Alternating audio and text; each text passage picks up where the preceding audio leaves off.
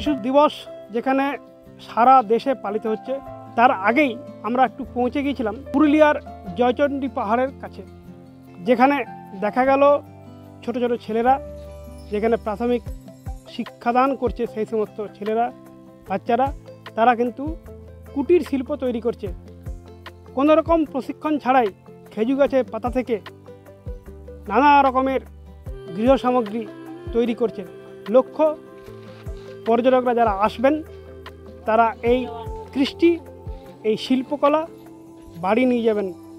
পুরুলিয়ার এই কৃষ্টি চারিয়ে যাক, কলকাতা শুধু নয়, বিভিন্ন জায়গায় সারা দেশে। এরকমটাই চাইছে আয়ুষ, আবির এরা। আবার থেকে এটা তৈরি করেছো 2024। কে শিখিয়েছে এইসব করতে? আমার দাদা। কোথা থেকে নিয়ে এসে ইয়েগুলো? খেজুর গাছ থেকে। খেজুর গাছ থেকে তোলো, দিয়ে তারপরে 11-এ বিক্রি করি। কি কি করো এরকম? এরকম আমি কলা, গিফট, তারপরে আরো কিছু আছে। কেমন লাগে করতে এটা? এটা ভালো লাগে। কাদের জন্য করছো এগুলো? বিগ ভাজন্তি। কাদেরকে? এমনি কলকাতার লোককে। পর্যটক যারা আসে? হ্যাঁ, এখানে আসেন অনেক পর্যটক আসে।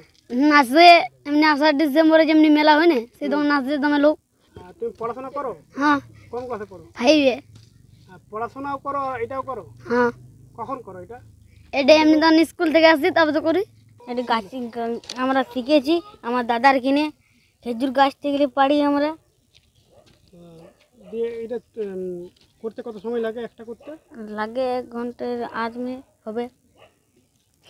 কাদের জন্য করছো এগুলো? হ্যাঁ, এগুলো আমরা কলকাতা মেয়ারগুলো আসে সেরকম বিক্রি। যারা আসেন বাইরে থেকে বিক্রি করি আমরা। এটা বিক্রি করে টাকাটা কোথায় দাও?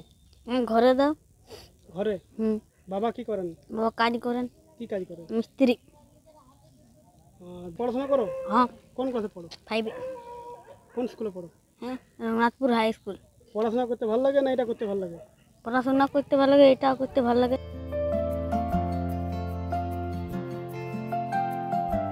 আজকে যে কথাটা বলবো যে এই শিশুরা তারা কিন্তু শুধুমাত্র শিল্পকলাই নয়, তারা পর্যটকদের হাতে তুলে দিয়ে যে কটা টাকা হাতে পায় সেটা সংসারে জোড়াতালি দিতেই কিন্তু সময় চলে যায়।